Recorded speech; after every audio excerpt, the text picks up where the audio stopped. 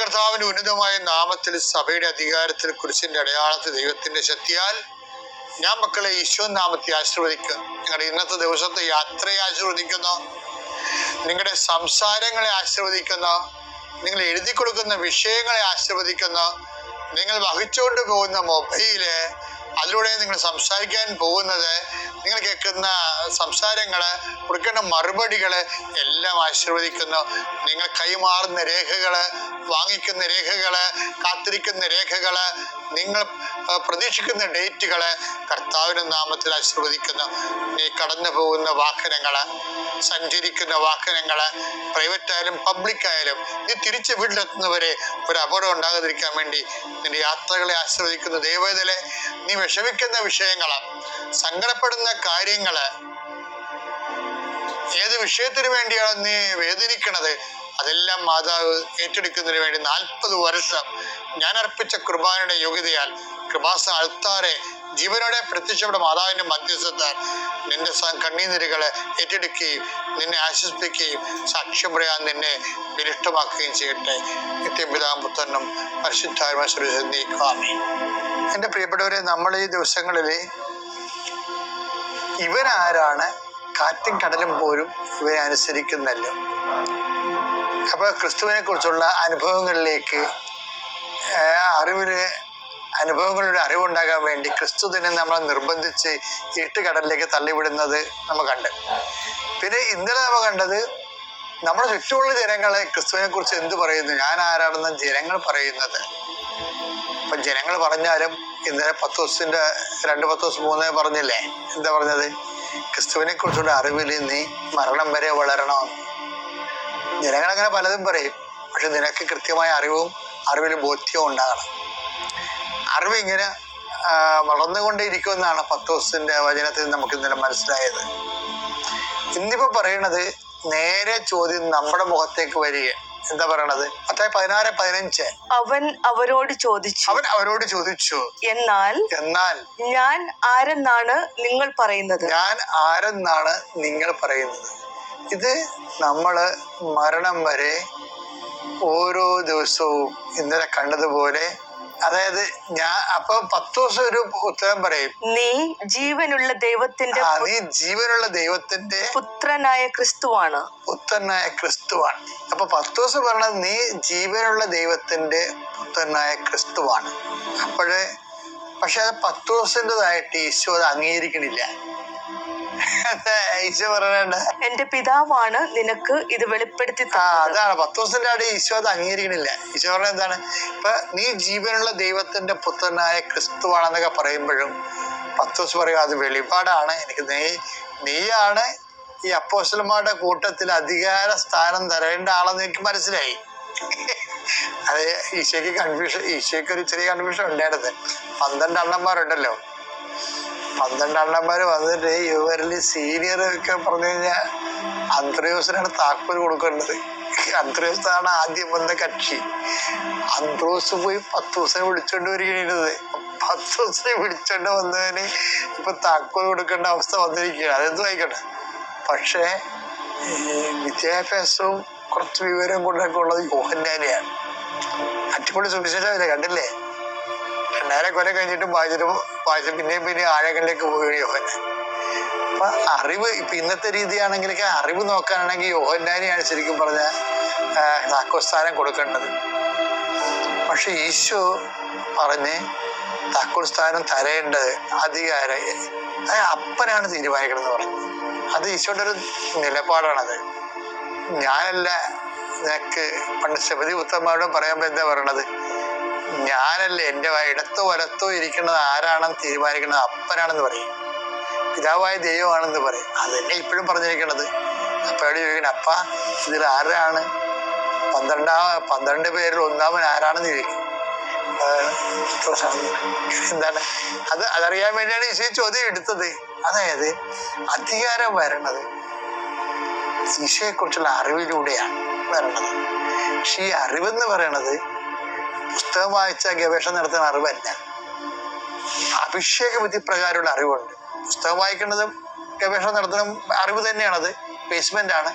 പക്ഷെ അതുകൊണ്ട് കൊടുക്കാൻ പറ്റത്തില്ല. വായിച്ച മനസ്സിലാക്കിയിരിക്കാന്നേ ഉള്ളു. മറ്റേ അഭിഷേക വിധി പ്രകാരം അറിവെന്ന് പറഞ്ഞു കഴിഞ്ഞാൽ അവന് ഈ ചൂട് പൊട്ടറ്റോ കിട്ടിയ പോലെയാണ്. അത് കൈ വെച്ചുകൊണ്ടിരിക്കാൻ പറ്റത്തില്ല. അവൻ അപ്പത്തിന് ആർക്കും കൊടുക്കും. അതുപോലെ കൈമാറ്റം ചെയ്യും. അതാണ് ഈ ലൈബ്രറി നോളജിന്റെ പ്രശ്നം. കൈമാറ്റം ചെയ്യാൻ പാടായിരിക്കും.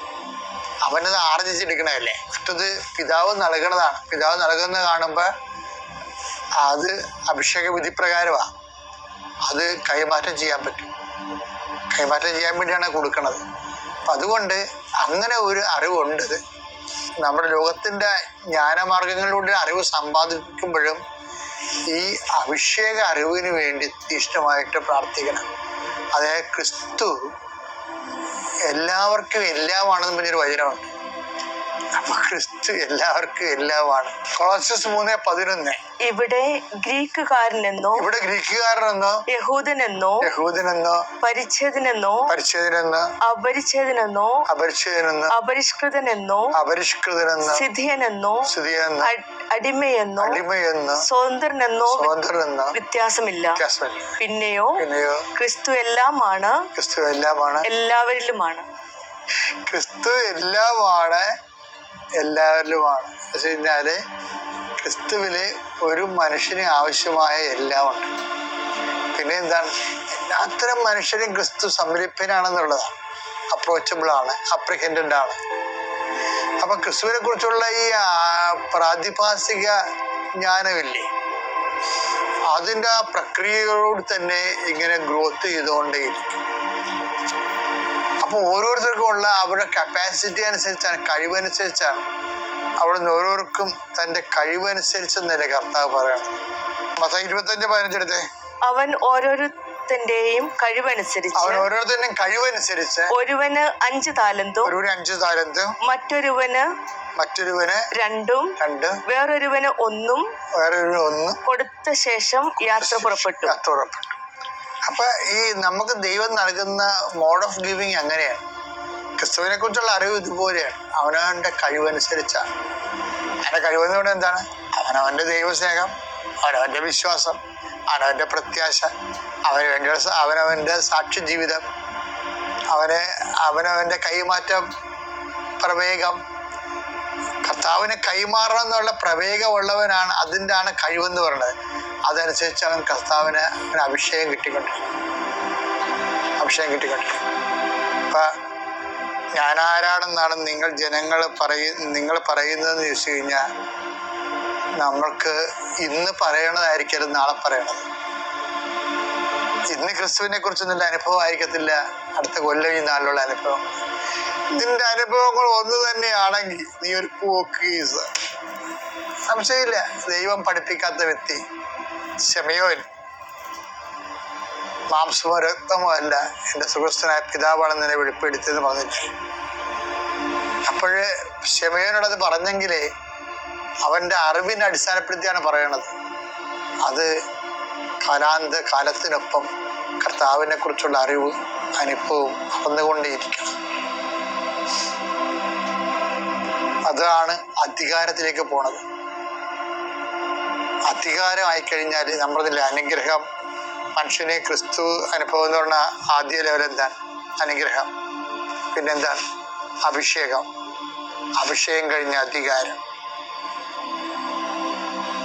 അപ്പൊ അറിവാണ് ഈ അധികാരം ഉണ്ടാക്കുന്നത്. അപ്പൊ എന്ത് അധികാരമാണെന്ന് അറിയാമോ? ആത്മാവിൽ അധികാരമാണ്. ഇപ്പൊ ചെറിയ പറയത്തില്ലേ, ഇപ്പൊ ഞാൻ ഒരിക്കൽ ഒരു മനുഷ്യനോട് പറഞ്ഞ്, അയാൾ അറബി ഡിസ്മിസ് ചെയ്ത് അയാളുടെ ഓഫീസിൽ നിന്നും ഡിസൈൻ കട്ടാക്കണം. അപ്പൊ ഞാൻ അമ്മയുടെ അടുത്ത് നിൽക്കിയിരുന്നു. ഇയാളെ വന്ന് ഈ സങ്കടം പറയുമ്പോ ഞാൻ അമ്മയുടെ രൂപത്തിൽ ഇങ്ങനെ തൊട്ടും പറഞ്ഞ്, ഞാൻ ഇവനെ കയറ്റി വിടുകയാണെന്ന്. കാര്യം എന്താണ്? ഇവന് ജീവിക്കാൻ മാർഗമില്ല. ഇവന്റെ വിസ എക്സ്പയർ അല്ല, അത് കട്ട് ചെയ്തിരിക്കണാണ്. അവൻ 19,000 രൂപയെ മറ്റേ മുടക്കി, കാശില്ലാത്ത കശാല മുടക്കി അവൻ പോയി. അവനെ ജോർദാനിൽ ജോലി കിട്ടി. ഈ കമ്പനിയിൽ നിന്ന് വേറൊരു കമ്പനി അവിടെ അറബിയിൽ ജോലി ചെയ്തതിന് ശേഷം വേറെ ഒരു ഫാക്ടറി ജോലി ചെയ്തു. എന്നിട്ട് അവിടെ നിന്നിട്ട് വിസ ഒപ്പിച്ചു. അപ്പൊ വെച്ചാല് അത് ഏത് സമയത്തും പിടിക്കപ്പെടാം. പക്ഷെ ആ ഒരു മനുഷ്യന് വേണ്ടി ആ സമയത്ത് അധികാരത്തോടെ പറയാൻ കഴിയണത് നമ്മൾ കുറേ നാളിങ്ങനെ ദൈവത്തെ ജീവിച്ചു വരുമ്പോ കഴിഞ്ഞ ദിവസങ്ങളിൽ ചേർത്തല ഞാൻ പറഞ്ഞിട്ടുണ്ടെന്നാണ്, ഒരു അബോർഷൻ ചെയ്യാൻ വേണ്ടി ഒരു മോള് നിൽക്കണ കഥ ഞാൻ പറഞ്ഞില്ലേ, ദിവസങ്ങൾ ധനതി പറഞ്ഞിട്ടുണ്ടത്. അപ്പൊ ഒരു പ്രേക്ഷിതയാണ് പറഞ്ഞത്, എന്ത് പറ്റും മോളെ ഇവിടെ നിൽക്കാൻ കാര്യം? അപ്പൊ അവള് പമ്മി, അവൾ അബോർഷന് വേണ്ടി വന്ന് നിൽക്കുകയാണ്. അപ്പൊ കാര്യം മനസ്സിലായപ്പോ പ്രേക്ഷിത പറഞ്ഞ്, കാര്യം രണ്ട് വീട്ടിലും, ഭർത്താവിന്റെ വീട്ടിലും അവളുടെ വീട്ടിലും വേറെ,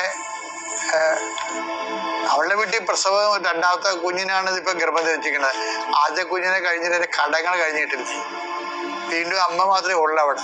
അമ്മ വേല എടുത്തിട്ട് പിന്നെ രണ്ടാമൊക്കെ അമ്മക്ക് ഭയങ്കര അമ്മ അത് വിഷമം പറഞ്ഞു. അവളുടെ ഭർത്താവിന്റെ വീട്ടിൽ പെങ്ങ പ്രസവിക്കാൻ അമ്മ നിൽക്കണം, അവിടെയും പറ്റത്തില്ല. അപ്പൊ രണ്ടുപേരും വീട്ടുകാർ കൈ ഒഴിഞ്ഞ കാരണം അവൾ അബോർഷൻ ചെയ്യാൻ വേണ്ടി വന്നിരിക്കുക. അപ്പോഴൊരു പ്രേക്ഷിത കണ്ടുപിടിക്കണം അവളാ. അവളുടെ പരിഗണന കണ്ടപ്പോൾ നീ എന്തിനാ വന്നെന്ന് ചോദിച്ചു. ഒരു പരിചയമില്ല, വിലകാരം ചോദിച്ചതാണ്. അതാണ് അധികാരം എന്ന് പറയണത്. പറഞ്ഞ് ഇതാണ് അവസ്ഥ, നീ എൻ്റെ കൂടെ പോര്. ആ പ്രസവത്തിന്റെ കാര്യം ഞാൻ ഏറ്റത്, പക്ഷെ കുഞ്ഞിനെ കൊല്ലാൻ പറ്റത്തില്ല. കാര്യം മരണം വരെ നീ അതിന് സമാനം പറയേണ്ടി വരും ദൈവത്തോട്. പക്ഷെ കുഞ്ഞിനെ കിട്ടാൻ വേണ്ടി 46 കൊല്ലമൊക്കെ കണ്ണീരോടെ ആൾക്കാർ നടക്കണ കാണുന്നില്ലേ? ഇനി ഒരു കുഞ്ഞിനെ കിട്ടുന്നതെന്താ ഉറപ്പ്? ഈ ഇരിക്കണ കുഞ്ഞ്, നിനക്കിപ്പോൾ ഉള്ള കുഞ്ഞ് ജീവിച്ചിരിക്കുന്നത് എന്താ ഉറപ്പ്? ഇങ്ങനെ പളാന്ന് കുറെ ചോദ്യങ്ങൾ ചോദിച്ച് അവൾക്ക് ധൈര്യവും കൊടുത്ത് ശക്തിയും കൊടുത്ത് അവളെ കൊണ്ടുപോയി. അധികാരം എന്ന് പറയുന്നത് അറിവ് ക്രിസ്തുവിനെ കുറിച്ചുള്ള അനുഭവം ഞാൻ വർദ്ധിക്കുമ്പോൾ അധികാരം വർദ്ധിക്കണം. എൻ്റെ ദൈവത്തിലെ ഒരു 10-30 വയസ്സ് കഴിഞ്ഞുള്ളില് അധികാരം ഉണ്ടാക്കിയെടുക്കണം. അല്ലാതെ ഈ നക്കാപ്പിച്ച് അനുഗ്രഹം മേടിച്ച് തിന്നും വീർത്തും ജോലി കിട്ടി മരിച്ചു പോയിട്ട് ഒന്നും കാണിക്കാനില്ല. അത് അനുഗ്രഹത്തിന്റെ കാലമാണ്. രണ്ടാമത്തെ അഭിഷേകകാലം, കർത്താവിന്റെ അറിവ് നമുക്ക് 10 വർഷം കിട്ടും. മൂന്നാമത്തത് അധികാരകാലം കർത്താവിന് വേണ്ടി പറന്ന് വെട്ടി പ്രവർത്തിക്കുന്ന കാലം. ദൈവം അനുഗ്രഹിക്കട്ടെ.